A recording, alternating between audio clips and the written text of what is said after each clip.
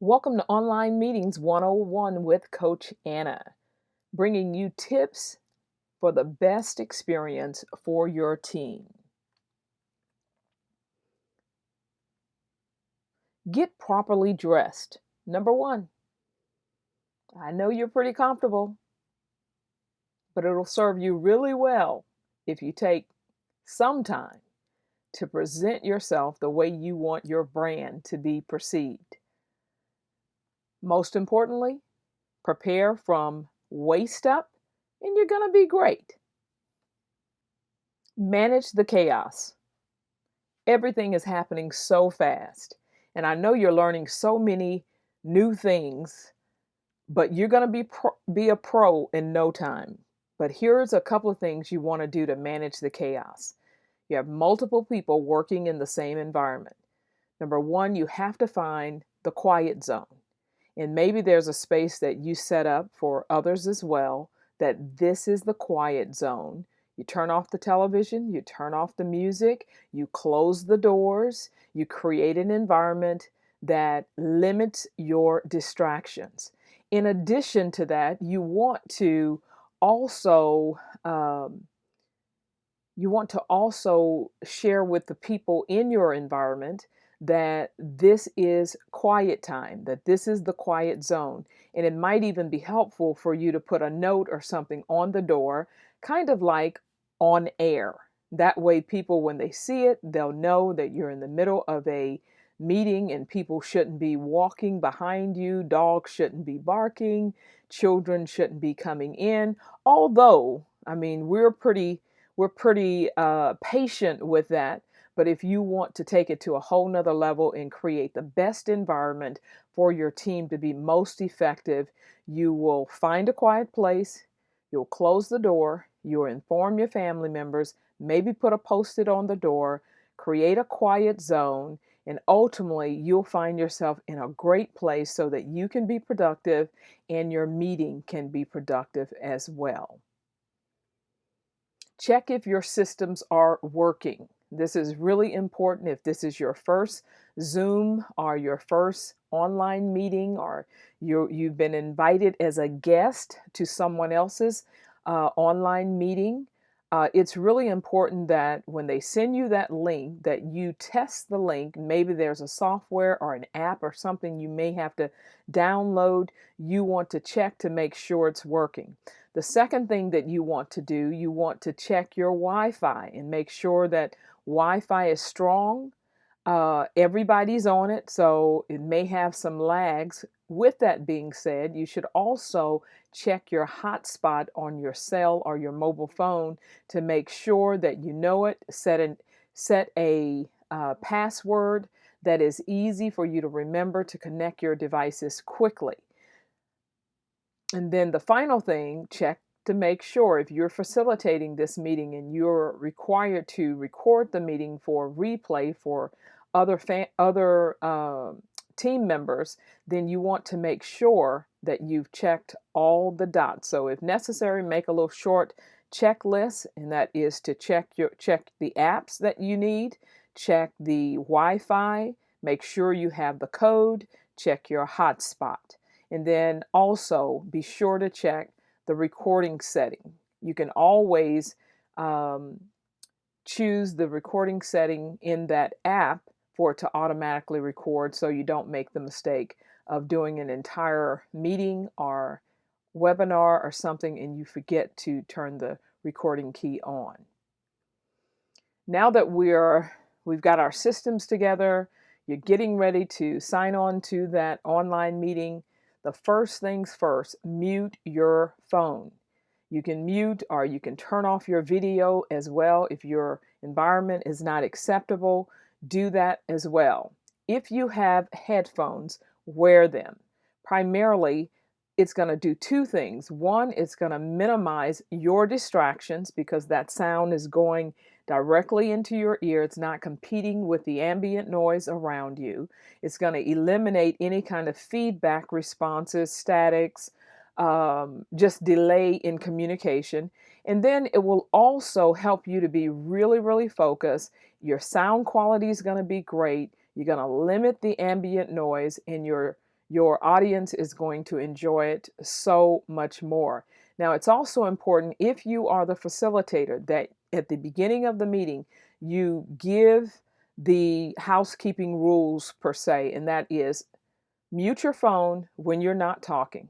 When you're speaking, you can unmute your phone so that the entire webinar is our meeting is not impacted. In addition to that, you'll also let them know once the speaker starts, everybody is muted, and when the speaker ends, we'll open lines or they can unmute themselves.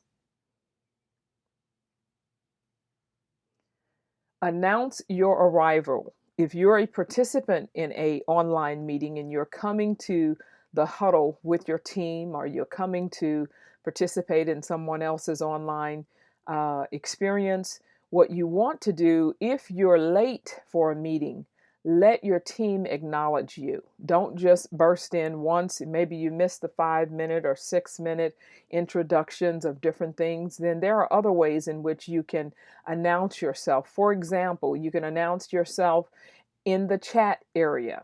You can announce yourself by the wave of hand if you're joining them on video. But at some point, you can find the right time to actually step in to let them know that you're on the phone. If you're coming into a meeting and you're supposed to be there and you're running a bit late, as soon as you have an opening, then let them know that you are present. Most often, the facilitators will know who is there. Another way to announce yourself, and most people don't do this, they just have the name of their device or their tablet or something that appears on the description of the person that is on that video stream.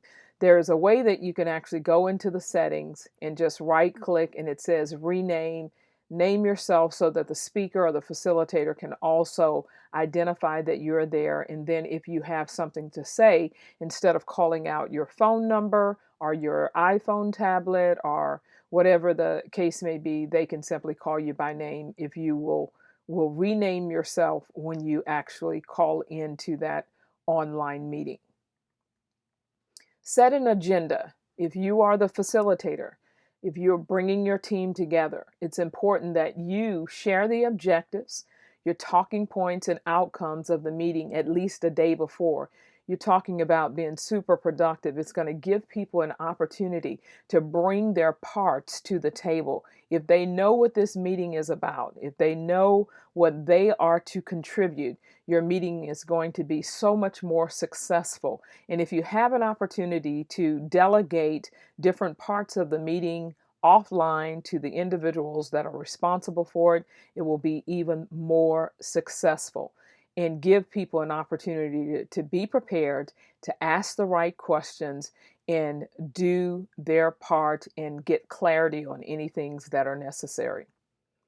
Since this is such a new environment, going from the face-to-face to the online meetings, it can certainly be a great challenge for a lot of people with technological differences, but create an environment that's really supportive.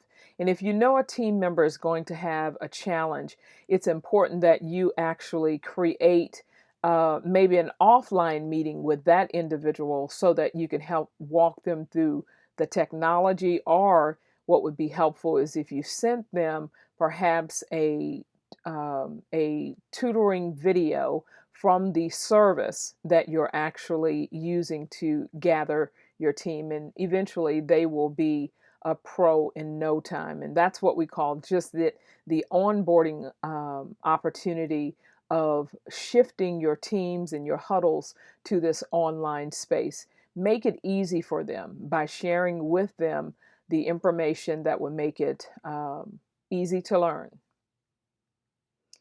When we show up in an online meeting, it's really important that you have to start to make a decision that you want to do three things. One, you want to engage, you want to inquire, and you want to make that connection. So one of the ways to do that is to be fully present, to give your full attention to that meeting, to the presenter, to those who are speaking. And this is really important in the sense of be an observer.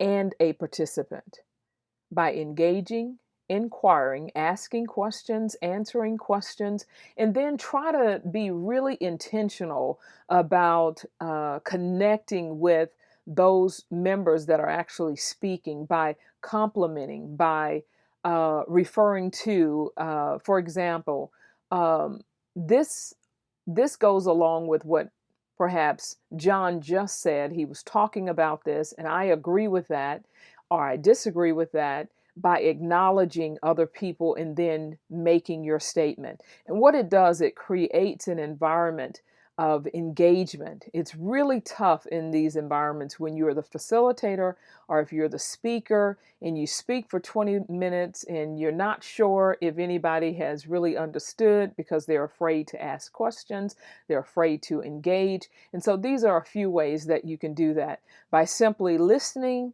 and then acknowledging the person who may have spoken or something that was said, and then add your part or just share exactly what you think and be transparent and be connecting. But again, just remember those three things: engage, inquire, and connect.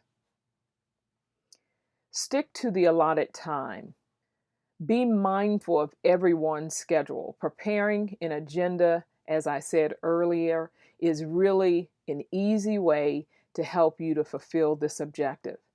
It lets people know, or it gives them a roadmap that this is actually going to end.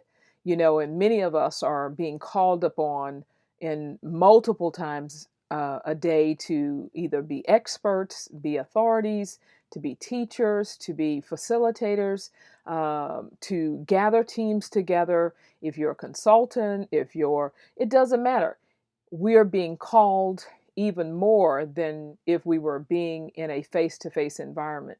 So be sure to check in at the half an hour to let people know we have about a half an hour to go. If you have any questions, we're just about halfway through our agenda. At a quarter of an hour, let them know that we're on track, or table some things that you may not be able to get to. And then finally, in the last 5 to 10 minutes, you want to start to facilitate that meeting in a way.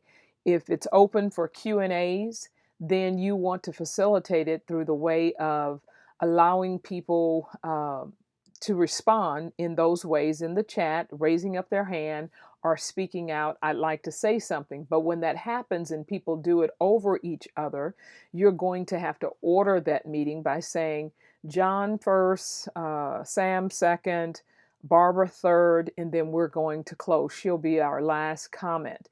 And that will help everyone understand the urgency and your intention to eliminate the interruptions and also bring this meeting to closure.